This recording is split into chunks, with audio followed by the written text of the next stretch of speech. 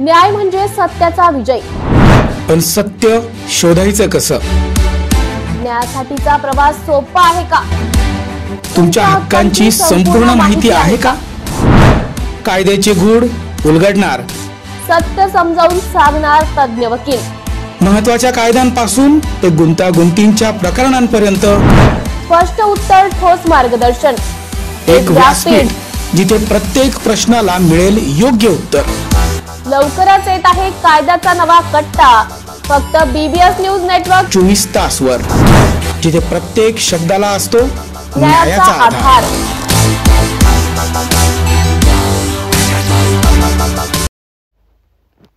प्रधानमंत्री आवास योजना अंतर्गत देसाईगंज तालुक्यातील गरजू आणि पात्र लाभार्थ्यांसाठी एक महत्त्वपूर्ण निर्णय घेण्यात आला आहे।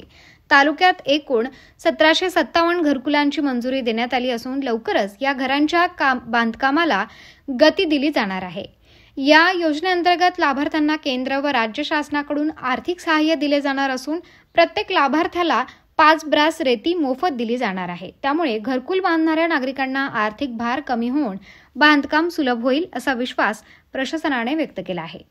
या निर्णयामुळे देसाईगंज तालुक्यातील अनेक कुटुंबांचे घराचे स्वप्न वास्तवात उतरेल, तसेच ग्रामीण भागाचा विकास साधण्यासाठी महत्त्वपूर्ण पाऊल उचलले गेले आहे। अधिक माहिती आणि प्रक्रिया संबंधित ग्रामपंचायत कार्यालय किंवा तालुका पंचायत समितीकडे संपर्क साधावा। पंचायत समिती देसाईगंज अंतर्गत आपण एकूण प्रधानमंत्री आवास योजना या योजनेअंतर्गत आपण एकूण 1757 घरकुलांना मंजुरी दिलेली आहे व त्यापैकी 462 घरकुल हे पहिले टप्प्यात आले होते व त्यांना आपण 5 ब्रास रेतीचा लाभसुद्धा दिलेला आहे। प्रधानमंत्री आवास योजना टप्पा 2 अंतर्गत आपल्याकडे उर्वरित जे घरकुल आहेत त्याच्यापैकी 1284 घरकुलांना आपण 5 ब्रास रेतीसुद्धा देण्याचे नियोजन केलेलं आहे।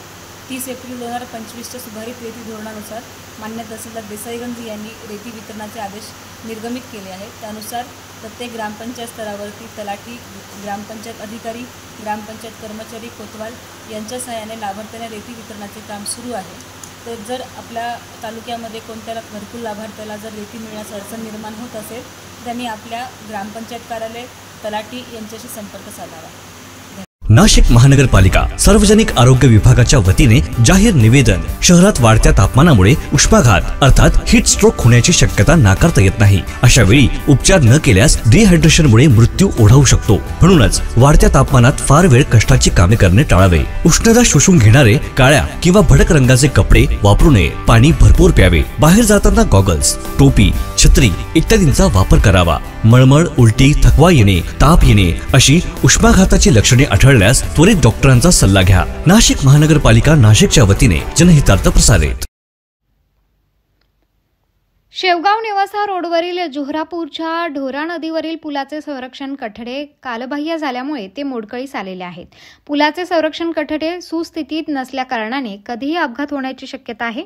याबाबत सामाजिक कार्यकर्ते शिशिराव आपशेटे यांनी शेवगाव बांधकाम विभागाला याबाबत तक्रार दिली असून तात्काळ या पुलाची दुरुस्ती करावी अशी मागणी त्यांनी केली आहे।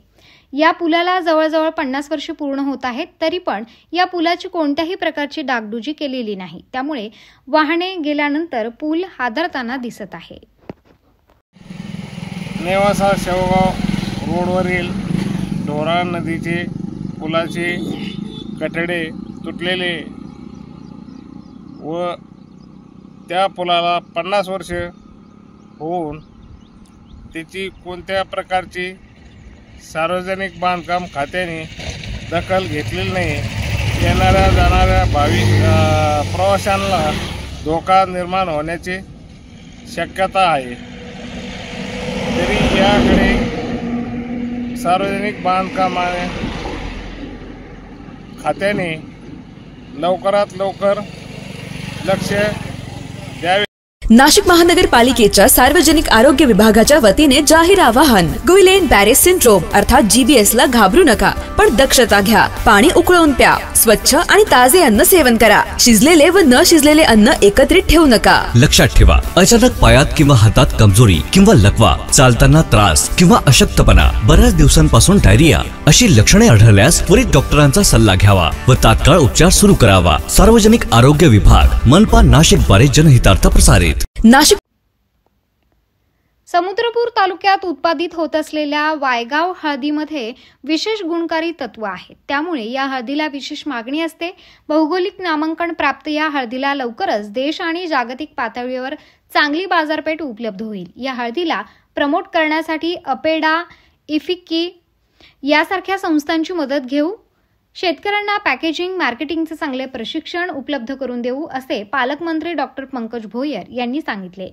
जिल्हाधिकारी कार्यालयाच्या सभागृहात आत्मा, अपेडा, इफिक्की, स्मार्ट प्रकल्प आणि युनिव्हर्सल एक्सपोर्टच्या वतीने वायगाव हळदीची दुबई येथे निर्यात, विपणन व प्रसिद्धी कार्यक्रम आयोजित करण्यात आला होता. त्यावेळी पालकमंत्री बोलत होते.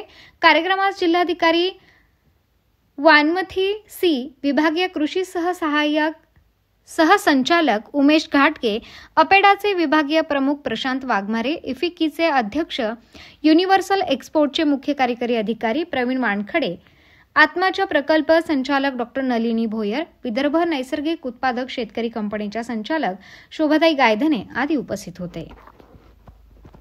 आज वर्धा जिल्ह्यातल्या नागरिकांकरिता, विशेष करून वर्धा जिल्ह्यातल्या शेतकऱ्यांकरिता अतिशय आनंदाची आणि अभिमानाची गोष्ट आहे की मागच्या अनेक वर्षापासून आमच्या समुद्रपूर तालुक्यातल्या वायगाव परिसरातील शेतकरी हे वायगाव हळद नावाचं हळदीचं प्रॉडक्ट घेत होते. आता त्याच्या क्वालिटीमुळे, त्याच्या गुणधर्मामुळे त्याची डिमांड हळूहळू भारत देशासोबतच इतर देशामध्ये देखील व्हायला लागलेली आहे. आज आम्हाला सर्वांना आनंद आहे की दुबईला ही वायगावची हळद एक्सपोर्ट त्या ठिकाणी होते आहे. याच्याकरता मी वायगाव हळदी या वायगाव परिसरातल्या, समुद्रपूर तालुक्यातल्या आणि वर्धा जिल्ह्यातल्या शेतकऱ्यांचं मनपूर्वक अभिनंदन करतो. त्याकरता नवीन पॅकेजिंग सिस्टम, नवीन पॅकेजिंग मशीन्स आपण शेतकऱ्यांच्या बचत गटांना, FPOंना उपलब्ध त्या ठिकाणी करून देणार आहेत. तसंच याच्यामध्ये अजून जास्त रिसर्च होऊन याचे अजून जास्तीत जास्त काय बाय प्रॉडक्ट तयार करू शकतो याच्यावर देखील प्रशासनाच्या वतीनं आम्ही संशोधन करणार आहोत. नाशिक महानगरपालिका सार्वजनिक आरोग्य विभागाच्या वतीने जाहीर निवेदन. शहरात वाढत्या तापमानामुळे उष्माघात अर्थात हीट स्ट्रोक होण्याची शक्यता नाकारता येत नाही. अशा वेळी उपचार न केल्यास डिहायड्रेशनमुळे मृत्यू ओढावू शकतो. म्हणूनच वाढत्या तापमानात फार वेळ कष्टाची कामे करणे टाळावे. उष्णता शोषून घेणारे काळ्या किंवा भडक रंगाचे कपडे वापरू नये. पाणी भरपूर प्यावे. बाहेर जाताना गॉगल्स, टोपी, छत्री इत्यादींचा वापर करावा. मळमळ, उलटी, थकवा येणे, ताप येणे अशी उष्माघाताची लक्षणे आढळल्यास त्वरित डॉक्टरांचा सल्ला घ्या. नाशिक महानगरपालिका नाशिकच्या वतीने जनहितार्थ प्रसारित. डोंबिवली आजदे गावातील नाल्याबाबत KDMC शहर अभियंता अनिता परदेशी यांचा खुलासा. डोंबिवली कावेरी नाल्यात MIDCने टाकला भराव. KDMC शहर अभियंता अनिता परदेशी यांनी दिल्या MIDCला सूचना. MIDC कडून नाला बांधकामाकरिता मशीन उतरवण्याकरिता भराव केला होता. भराव काढण्याचं काम सुरू आहे. नाल्यामध्ये भराव केला जातो अशी तक्रार आहे. कालच आम्ही 3 दिवसापूर्वी मी E-वॉर्डच्या नाले जेव्हा व्हिजिट करत होती तेव्हा हा आजदे गावचा नाला, म्हणजे त्याला कावेरी नाला म्हणतो आपण, तो MIDCचा नाला आहे. त्याची साफसफाई KDMC मार्फतच केली जाते. पण MIDCने बरेचसे त्यांचे जे नाले आहेत ते बांधायचं काम हाती घेतलेलं आहे. तर आजदे गावचा नालाही त्यांना बांधायचा होता म्हणून त्यांनी ते भराव टाकून मशिनरी खाली उतरवण्यासाठी एक प्लॅटफॉर्म तयार केला होता. परवा मी त्यांचे कार्यकारी अभियंता आव्हाड साहेबांशी बोलले. ताबडतोब त्यांना तो भराव काढून टाकण्याच्या सूचना देण्यात आलेल्या आहेत. परत एकदा त्यांना पत्रही लिहिलेलं आहे. कमिशनर साहेबांकडून पण हायर लेवलला बोलणार आहोत आणि त्यांना ते नाला क्लीन करण्याच्या सूचना त्यांच्याकडून करून घेऊ.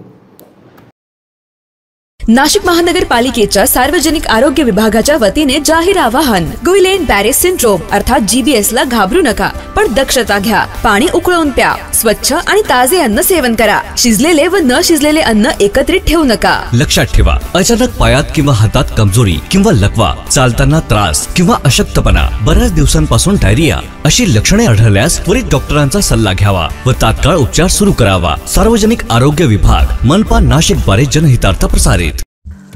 Namo Buddhaya, Jai Bhim, dear Dhamma friends. On occasion of this Buddha Purnima, we are going to perform first time in Nashik city as a Pava Live. This international cultural music concert is organized by People's Media Network. 11th May 2025 को evening में नासिक के Karmaveer Dada Saheb Gaekwad auditorium में ये show होने जा रहा है. It's about spiritual journey of peace and compassion. तो ये सिर्फ कोई संगीत का शो नहीं है. It's about spiritual journey of this philosophy. हम मेडिटेशन म्यूज़िक के माध्यम से मैत्री, करुणा और शांति महसूस करेंगे. So if you are looking for inner peace, if you believe on Buddhist philosophy of wisdom and compassion, then this is for you. तो आइए इस ग्लोबल पीस इनिशिएटिव का हिस्सा बनिए, अपने साथ औरों को भी लाइए to be the part of this musical journey and to celebrate this Buddha Purnima, not just with devotion but with deeper understanding and connection of our Buddhist culture. So don't forget this date, 11th May, Nashik city. Namo Buddhaya, Jai Bhim. बाहु सह समभिनी मित सायुधन्तं गिरिमेखलं उदित घोर ससेनमारं.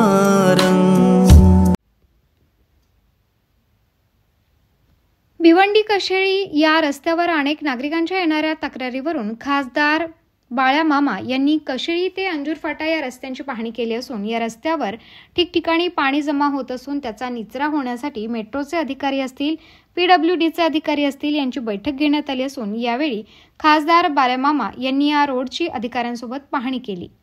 PWD अधिकारी, मेट्रोचे अधिकारी, MMRD असो हे हात झटकण्याचा प्रयत्न करत आहेत. त्यांच्याकडून लिहून घेतले असून या कामाला लवकरात लवकर सुरुवात करण्याची मागणी केली असून एकंदरीत काम करण्याची मानसिकता अधिकाऱ्यांमध्ये का नाही तेच मलाही उत्तर मिळत नाही. आता मी जी पाहणी केली ते सर्व दाखवलं, अपेक्षा आहे काम करतील. आपण पाहिलं असेल काल्हेर ते अंजूर फाटा दरम्यान अनेक मोऱ्या व नैसर्गिक नाले ते 90% बंद झाले आहेत. पावसाळ्यादरम्यान हा रस्ता 4 महिने बंद ठेवावा लागेल अशी परिस्थिती निर्माण झाली आहे. तात्काळ यावर उपाययोजना व्हाव्यात या संदर्भात 2 दिवसांमध्ये संबंधित अधिकाऱ्यांची चर्चा केली असून काम चालू करण्याचे आश्वासन दिले असून आढावा बैठक घेण्यात आली होती. बिल्डरांकडून या नैसर्गिक नाले व मोऱ्या बंद करण्यात आल्याचा आरोप देखील खासदार बाळ्या मामा यांनी केला आहे. काल्हेर अंजूर फाटा रस्त्याची नेमकी काय प्रकार आहे आणि काय अधिकाऱ्यांची बोलणं झाले? भिवंडी अंजूर फाटा जो रस्ता आहे कशेळीपासून आपण पाहत असाल पहिल्या पावसातच रस्त्याला अनेक ठिकाणी पाणी भरून पूर्ण जाम झालं होतं आणि या संदर्भात मेट्रोचे अधिकारी असतील, MMRDचे असतील, PWDचे अधिकारी असतील, या सगळ्यांना मी आज इथं पाहणीसाठी बोलवलं. पाहणी दरम्यान एक निदर्शनास आलं का दोन्हीही PWD असेल किंवा MMRD असेल, दोन्ही अधिकारी हात झटकण्याचा प्रयत्न करतात. यांच्याकडून जे लिहून घेतलं तीही वस्तुस्थिती खूप भिन्न आहे. एकंदरीत काम करण्याची मानसिकता अधिकाऱ्यांमध्ये का नाही याचं मलाही उत्तर मिळत नाही. परंतु आता जी पाहणी केली सगळं दाखवलं. अपेक्षा आहे अगोदर नाही केलं पण आता तरी तत्परतेने काम करतील. आपण पाहिलं असेल आता पुण्याला पण जिथं आहोत इथंही पहा गटारांची अवस्था, होली मेरी स्कूलच्या इथं पहा, काल्हेरला पहा. या रस्त्यालगत जेवढ्या जुन्या मोऱ्या होत्या, जेवढे जुने नैसर्गिक नाले होते हे सर्व मोऱ्या आणि नाले 90% बंद करण्यात आलेले आहे. आणि भविष्यात तर ह्या रस्त्यावरून पावसाळ्यात 4 महिने बंद ठेवायला लागेल अशी परिस्थिती देखील निर्माण होऊ शकतो. आणि म्हणून तात्काळ उपाययोजना व्हाव्या म्हणून या आधी सगळ्या संबंधित अधिकाऱ्यांनी इथं बोलवलेलं आहे. 2 दिवसात कशा प्रकारे काम चालू करायचं, काय करायचं या संदर्भात तेही आढावा घेतील. आणि खास करून आपण बघितलं असेल इथले लगत जेवढे बिल्डर आहेत या सगळ्या बिल्डरांनी सगळे नैसर्गिक नाले जे असतील किंवा मोऱ्या असतील या बंद केलेल्या आहेत. तर त्या पुन्हा चालू झाल्या पाहिजे तरच हा पाण्याचा निचरा होऊ शकेल, तर हा रस्ता वाहतुकीसाठी राहील आणि या गावांचं संरक्षण होईल. स्थानिक ग्रामपंचायत जबाबदारी मोठ्या प्रमाणात नाही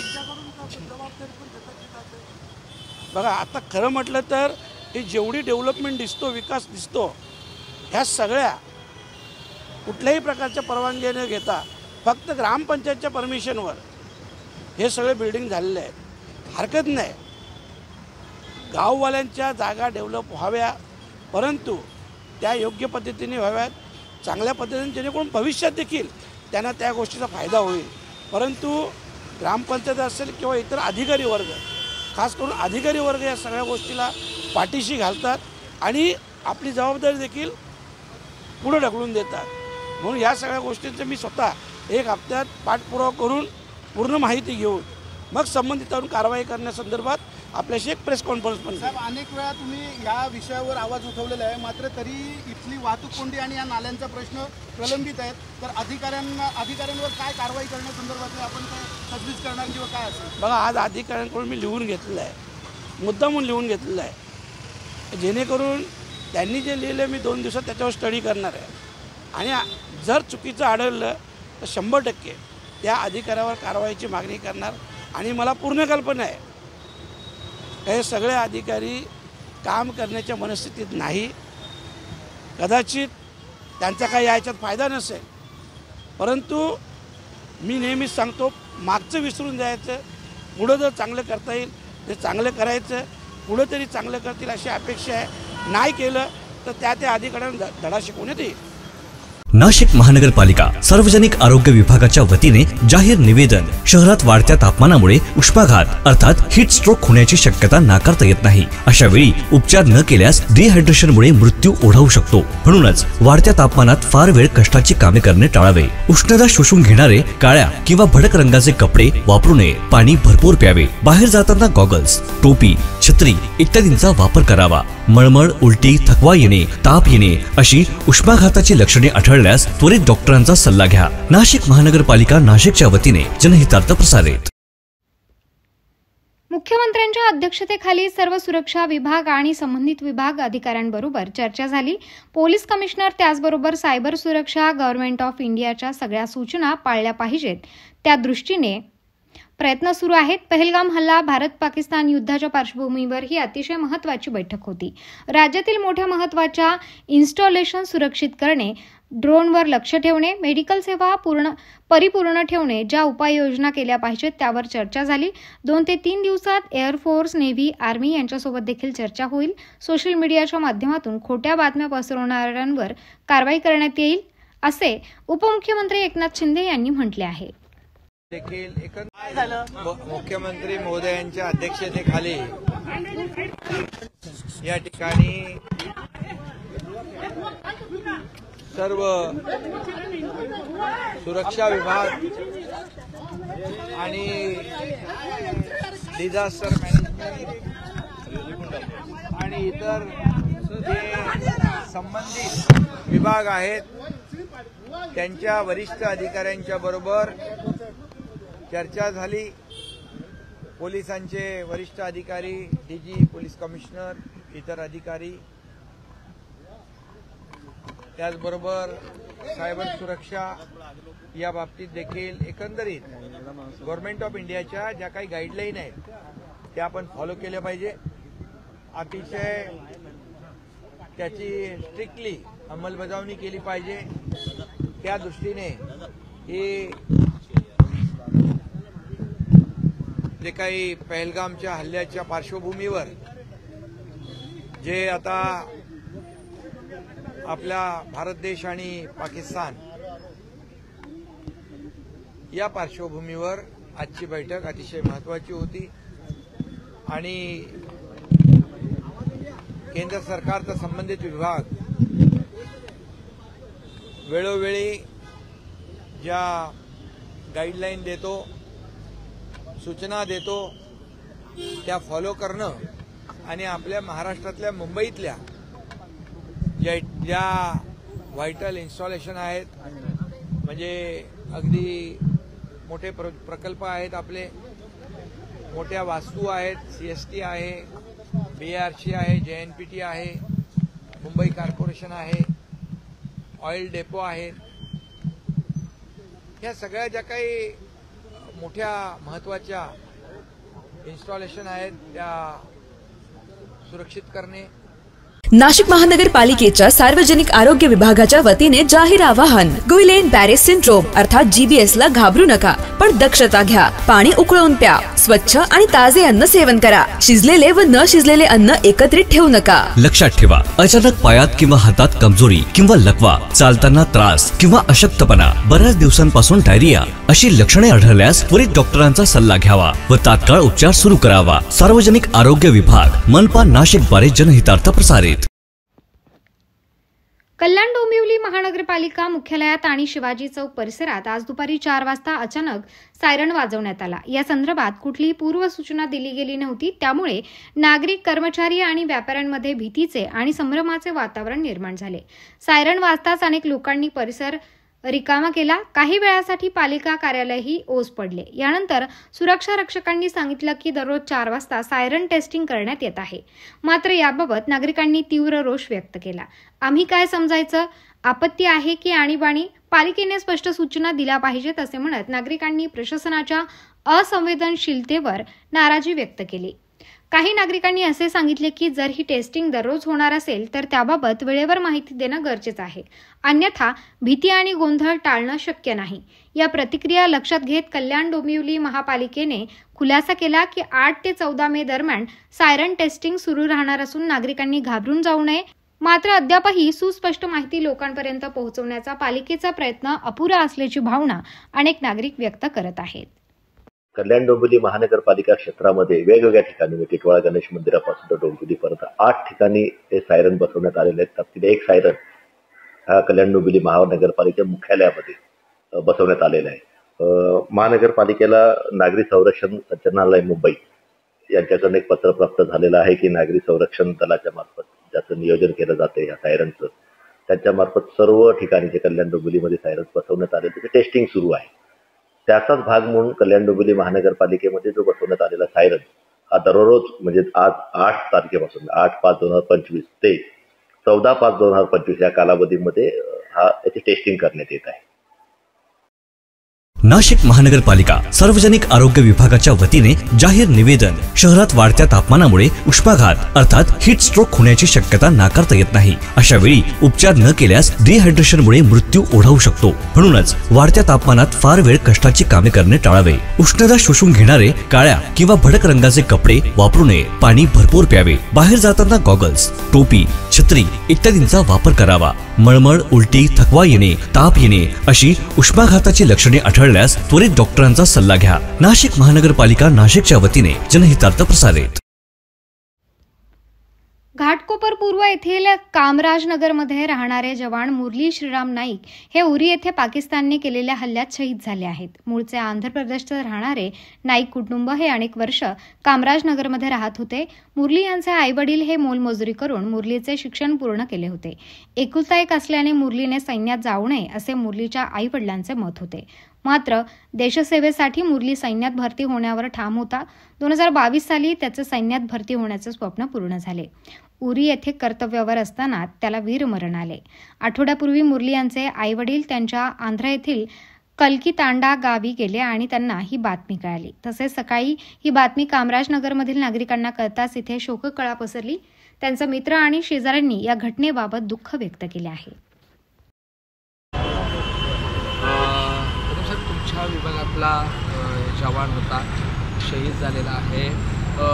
किती वर्ष हे कुटुंब या ठिकाणी राहत आहे? काय कुटुंबाची पार्श्वभूमी होती? काय सांगणार जवान? अनेक मागील वर्षांपासून मी प्रतिनिधित्व करत असलेल्या वार्डमध्ये कामराजनगर या ठिकाणी श्रीराम नाईक हे त्यांच्या कुटुंबासह राहत होते आणि अतिशय कष्टाळू मोलमजुरी करून कमवणारं कुटुंब होतं.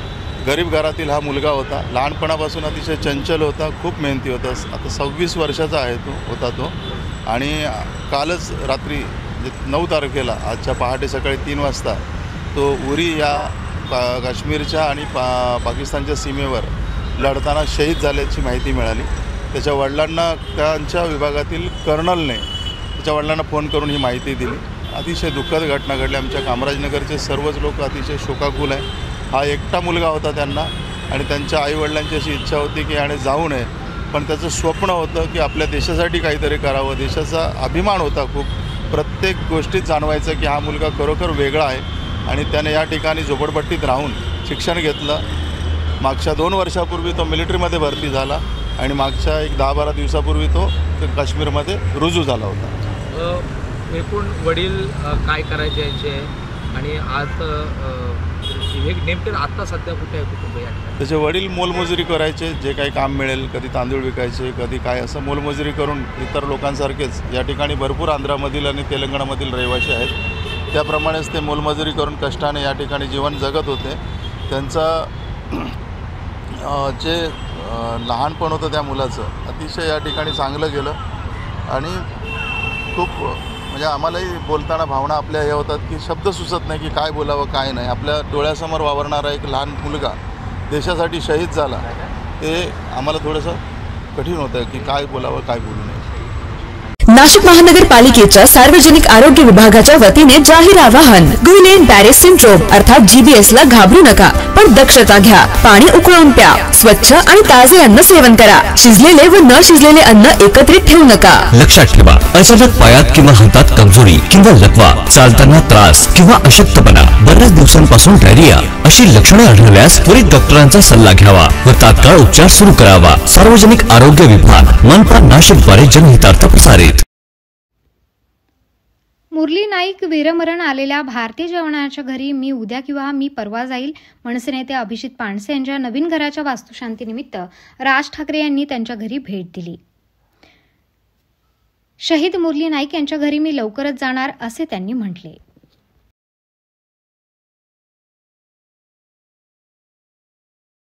व्यक्ती घाटकोपरमध्ये राहतो, त्याचं वीरमरण झालं. जाणार कधी उद्याचा परवा जायचं. उद्या मी कोणाला जाणार आहे त्याच्यावरती उद्या नाशिक महानगरपालिका सार्वजनिक आरोग्य विभागाच्या वतीने जाहीर निवेदन. शहरात वाढत्या तापमानामुळे उष्माघात अर्थात हीट स्ट्रोक होण्याची शक्यता नाकारता येत नाही. अशा वेळी उपचार न केल्यास डिहायड्रेशनमुळे मृत्यू ओढावू शकतो. म्हणूनच वाढत्या तापमानात फार वेळ कष्टाची कामे करणे टाळावे. उष्णता शोषून घेणारे काळ्या किंवा भडक रंगाचे कपडे वापरू नये. पाणी भरपूर प्यावे. बाहेर जाताना गॉगल्स, टोपी, छत्री इत्यादींचा वापर करावा. मळमळ, उलटी, थकवा येणे, ताप येणे अशी उष्माघाताची लक्षणे आढळल्यास त्वरित डॉक्टरांचा सल्ला घ्या. नाशिक महानगरपालिका नाशिकच्या वतीने जनहितार्थ प्रसारित. ऑपरेशन सिंदूरमध्ये भारताकडून चोख प्रत्युत्तर मिळाल्यानंतर पाकिस्तान भारतीयांवर सायबर हल्ला करण्याच्या तयारीत असल्याची माहिती समोर आली आहे. गुप्तचर यंत्रणेने याबाबत सतर्कतेचा इशारा दिला आहे. यंत्रणेने भारतीय लोकांना कुठल्याही अज्ञात फाईल्स लिंकवर क्लिक न करण्याचं आवाहन केलं आहे. भारतीय सैन्याकडून पाकिस्तान हल्ल्याला प्रत्युत्तर दिले जात आहे. पाकिस्तानातील प्रमुख शहरातील दहशतवादी तळांवर भारताने अचूक हल्ले केले. त्याला विरोध म्हणून पाकने सायबर मोहीम हाती घेतल्याचे समजते. या सायबर हल्ल्यापासून स्वतःचे रक्षण कसे करता येईल याची माहिती सायबर एक्सपर्ट प्रशांत लोखंडे यांनी दिली आहे. किंवा महत्त्वाचे सगळे असं सध्याची परिस्थिती बघता पाकिस्तान आपल्याला सायबर अटॅक करण्याची तयारीत आहे. कसं या गोष्टींपासून वाचता आलं पाहिजे? पाकिस्तान नक्कीच सायबर अटॅक करेल. सायबर अटॅक ते दोन ठिकाणी करू शकतो. एक म्हणजे गव्हर्नमेंट ऑर्गनायझेशन्सचे जेवढी असेट्स आहेत त्यांच्यावरती, दुसरं आणि इंडिव्हिज्युअलवरती. इंडिव्हिज्युअलवरती अटॅक करण्याचं कारण असं आहे की बरेचसे गव्हर्नमेंट असेट्स जे आहेत ते कॉम्प्रोमाइज होण्यासाठी the weakest link is the human. मग ह्युमनच्या थ्रू याच्यामध्ये ॲक्सेस गेन करणे. मग याची सुरुवात त्यांनी केलेली आहे. द डान्स ऑफ हिलरी या नावाचा एक मॅलिशियस व्हिडिओ तुम्हाला पाठवण्यात येतो. व्हिडिओ ओपन केल्यानंतर तुमचा फोन पूर्णपणे कॉम्प्रोमाइज होतो. तुमच्या फोनमधला डेटा किंवा महत्त्वाचे सगळे बँकिंग डिटेल्स वगैरे हे सगळीकडे जातात. आणि दुसरी गोष्ट, जे गव्हर्नमेंट ऑर्गनायझेशनचे जेवढे पॉवर ग्रीड आहेत, त्यानंतर आपले सिग्नल सिस्टीम्स आहेत, त्यानंतर वॉटर सप्लाय, ह्या सगळ्या आस्थापनांवरती येणाऱ्या काळामध्ये सायबर हल्ला होण्याचे खूप चान्सेस आहेत. तर याच्यापासून वाचण्यासाठी सर्वसामान्य लोकांनी एकच करावं की अननोन सोर्सकडून येणारी कोणतीही लिंक, कोणतंही अप्लिकेशन किंवा कोणताही व्हिडिओ हा ओपन करू नये. त्यानंतर आणि दुसरं आणखी एक पाकिस्तान म्हणजे इनिशिएट करण्याच्या याच्यात आहे ते म्हणजे जे आपला सोशल मीडिया वॉरफेअर, म्हणजे ज्याच्या थ्रू अफवांचा प्रसार करणे, दोन धर्मांमध्ये तेढ निर्माण करण्याचा प्रयत्न करणे, ह्या अशा सगळ्या गोष्टी तो सोशल मीडियाच्या थ्रू करण्याचा प्रयत्न होता. त्यामुळे अफवांवर बिलकुल विश्वास ठेवू नका.